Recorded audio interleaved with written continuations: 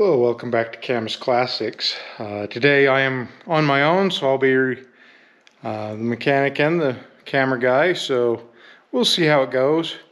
But today what we're working on is the transmission for the Oldsmobile 442. We just want to pull it apart. Again, we bought this car, we don't know nothing about it, we want to check it. From what we've seen, there hasn't been a lot of work to it, so we're thinking it's probably still stock. But we want to see if it's worth rebuilding, whether it's even salvageable. We don't know if it works or if it doesn't work. We know nothing about it. But we'll go over a few things real quick on how to identify what transmission you have. So this one is a Muncie M21. So in the 60s, 50s, 60s, 70s, even into the early 80s, GM really only had two main transmission manufacturers. There was the Saginaw and there was the Muncie. The quickest way to identify a Muncie is if it has this shift point here in the rear housing. The Saginaws, they're all up here in this side piece. As well as if you take a magnet, notice it's not sticking. Over here we have our flex fan, and it does stick to that just a little bit. The Muncies were aluminum cases, whereas the Saginaws were cast iron, so you'd be able to stick a magnet to those. And then there was three different Muncies. There was the M20, M21, and M22. The M22, if you look here, it's a 10 spline shaft. The M22 had a 26 spline shaft. So it's slightly different, more splines in the shaft. So we know we either have an M20 or M21. You can see here this groove. The M21 is the only one that had one groove. The M20, which was the other one, either had no grooves or it had two grooves in it. So we have an M21. What we're going to do, we're going to start by taking these 4 bolts out, and we'll see what we can do.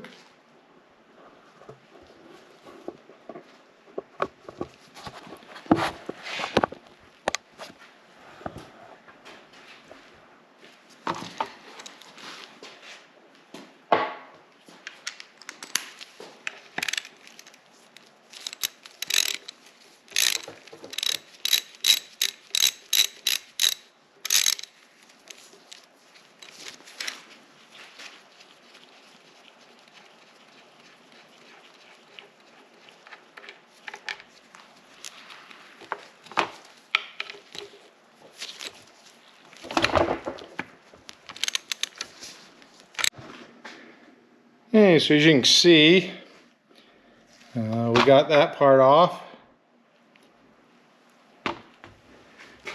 So the next step is here. We'll flip it just to the side a little bit, and we're going to take these bolts out around here.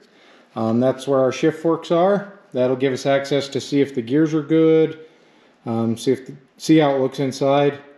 Right now it's looking like there's a chance we may be able to use it, but it's kind of up in the air at the moment. Okay, so we went ahead and took that off. As you can see, that's how it shifts. We're looking in here. It looks like the gears are lining up pretty well.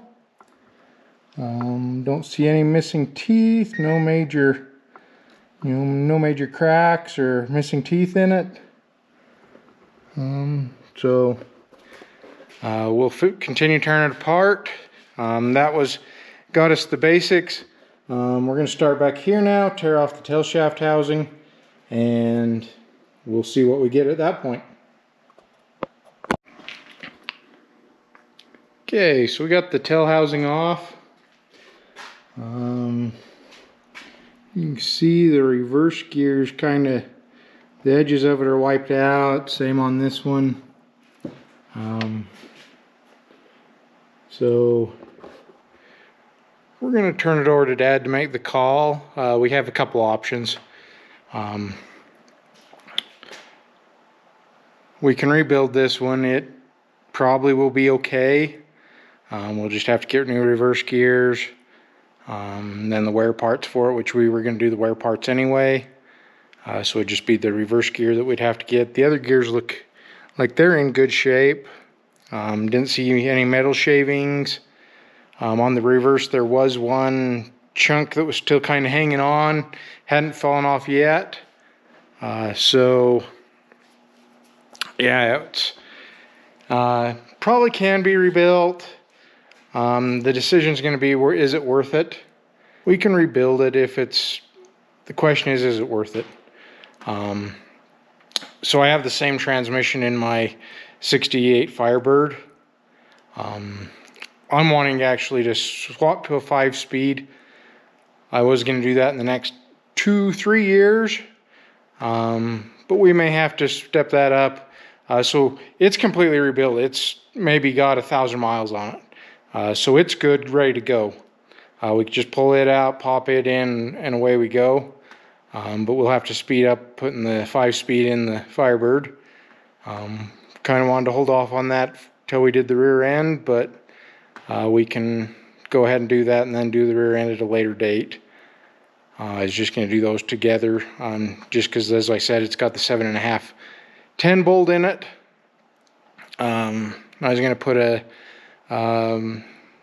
after manufacturer 12 bolt back into it. So that's one option. The other option, we can rebuild this. I think it'll last. I'm not going to be able to do it myself now. There's just too much else to it that I'm going to need some assistance on. And so we're kind of stuck at that point. The other option is we can see if we can find one. They're out there. I've seen several of them at car shows that when they have like a parts corral type area. I've seen plenty of them there. So we do have that option. We can build this one. There's a few things about it. Somebody's put in a wrong bolt in the front cover, and I don't think that we're going to stop that from leaking. The bolt won't go in, and they've stripped out the aluminum case. So we'd have to helicoil it and a few things like that that I don't think it's worth it for this transmission to proceed any further. So I think what we'll do, we'll propose either finding one. We got a few car shows coming up that we may be able to find one at, and when I've seen them, they're selling for $100-150. If we can look it over, it looks good. The rebuild kit's not that much money, so we'd be in it just a little bit more. Or I'll propose pulling the one out of my Pontiac. And it's got a brand new shifter and everything on it, so it's probably our best bet. It just means I have to come up with a little bit of money quickly to buy a new transmission for it. But like I said, I wanted to go to a 5-speed for it anyway, just because I want to get my RPMs down as we're traveling. You know, as you noticed, I trailered it to the Salt Lake show. If we go to a bunch of other shows in the local area that I drive it to, and a lot of those you're at 65-70 miles an hour, and it's, you know, run at 2,500 RPMs, where if I had another gear, I could just, you know, shift it in the other gear and bring my RPMs down. So I've been wanting to do that anyway, so that's probably our best bet. But we'll see what he wants to do. So that's it. Hopefully you at least gain something out of Muncie, Saginaw, and how to tell the difference in them. Thanks for watching. Like, share, and subscribe.